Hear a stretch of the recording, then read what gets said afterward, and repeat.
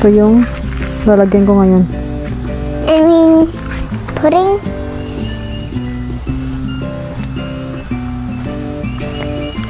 Ito yung natapos ko na. And we're gonna get the bricks. Yes.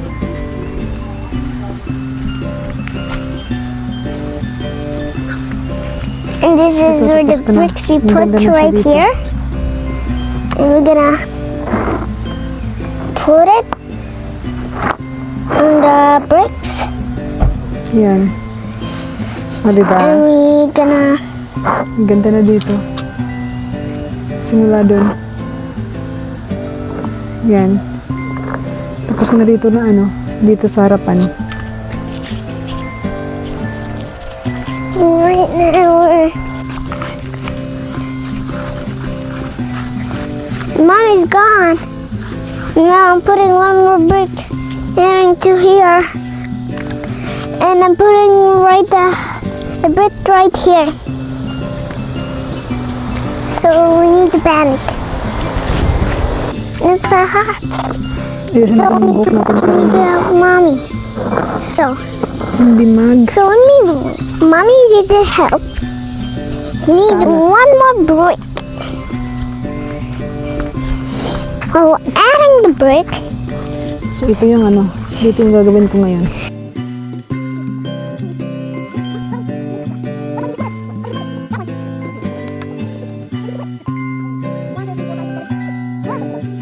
This is Mommy, and we have 10 bricks, and Mommy's removing the grass so Mommy can put the bricks.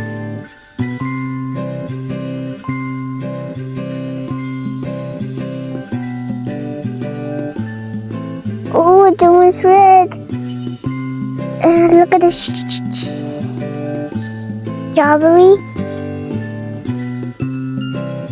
Look at the strawberry. Strawberry's almost red. And look at the tomatoes, they almost red. And the lemonade, they're getting so small.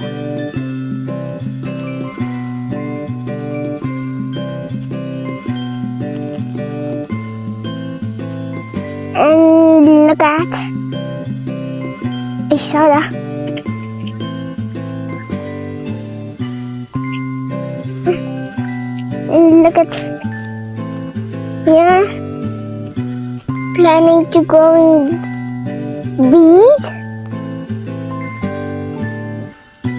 growing some string beans.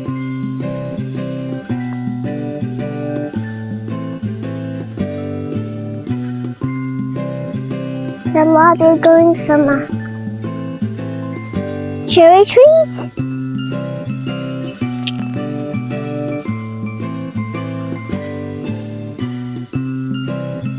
And the next is plum trees.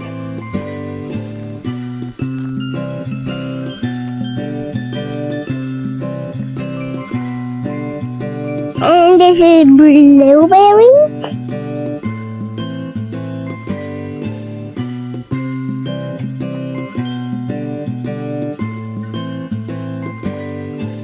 Mommy have beautiful flowers. She has them in her garden. Mommy, are you Yes. feeling good? Are you feeling great? Hindi, no? I'm gonna put this back on the...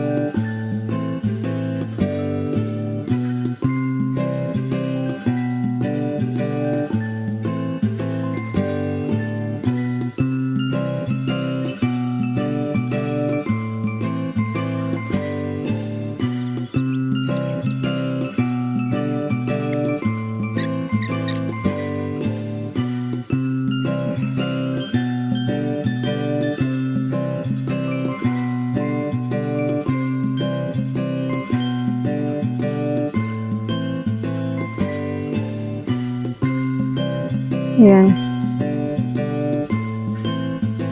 Mukhang ano na, tuwid.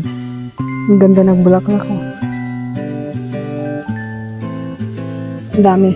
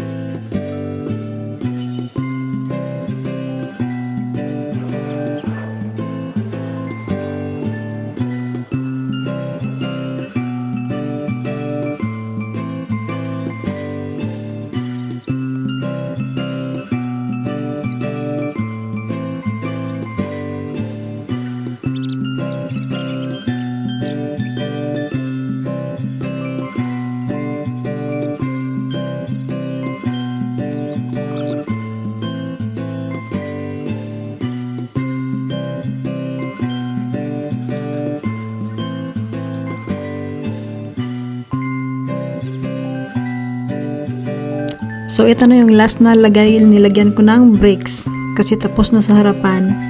Tapos na rin dun sa sa kabilang side. Kaya dito na side na sa may garahe. Sa may gilid ng garahe. Pero may siya, marami pa siyang sobra kasi nagdagdag kami ng 50 pa na bricks. Yan, buti nga may ako. 'Di ba may tagapulot ng damo. Tapos sa susunod na mga araw, tanggalin ko yung yung lily of the valley, yung green na dahon, yung bulaklak na green. Kasi ang liit ng bulaklak niya, ay gusto kong lagyan ng ibang bulaklak dyan, yung namumulaklak talaga. Yung ayaw sa sobrang init. Kasi dyan medyo natatabunan siya ng init pag wala na siyang araw pag medyo hapon na. Kaya lagyan ko ng ibang bulaklak dyan. Kaya tanggalin ko muna yung lily of the valley. Tapos hanapan ko ng mga kung anong bulaklak ang pwedeng ilagay ko dyan. Tapos yung doon sa harapan, nilagyan ko na siya ng bricks. Yung nasa mismong pathway talaga. Kaya ito last na to. Yan, diba nilagyan ko na ng string para medyo tumuwid naman konti. Ito pangalawang araw na to, tinulungan ko na yung asawa ko muna sa pagtanggal itong stump para malagyan namin ng lupa, tapos malagyan ng grass, mataniman ng grass para mawala yung parang bakante. At yan yung puno ng apple dati. Yan, nagkulang yung oil, natapon pa.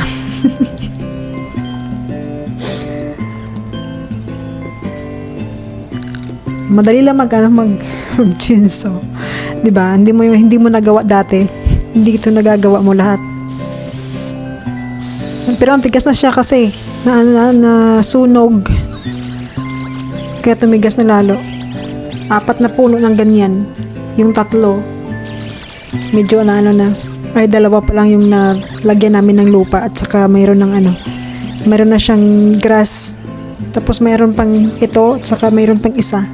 Yung sinusunog niya, yung umuusok. Yan. Mahilig siyang magsiga.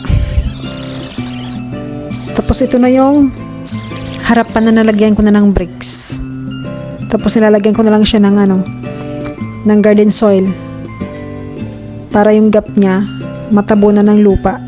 Tsaka yung moms ko, parang matatanggal sa lupa. Kaya mas magandang lagyan ko na siya ng lagyan ko ng lupa, yung pinagkalkalan ko ng mga bato na ganyan, yung may mga bato dyan sa taas, tinanggal ko kasi dyan para malagyan itong bricks para pantay naman siya tingnan kasi pinakaharapan, diba?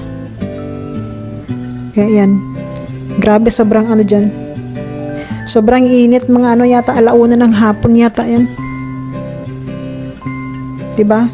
Pag garden parang hindi nararamdaman yung init pag garden na yung pag-uusapan, pero hindi talaga kinaya, sobrang init talaga.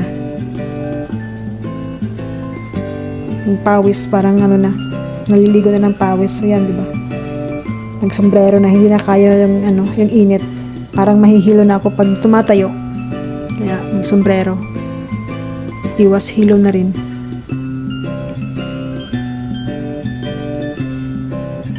Tapos yung lupa na binili ko, tatlong bag lang. Kulang na kulang. Yung sa sa kabila, tanggalin ko yung mga bulaklak to at saka lagyan ko rin ng, ipantay ko yung lupa at saka lagyan ng ng garden fabric. Ewan ko anong tawag doon. Bago lagyan ng lupa para walang tumubo na damo.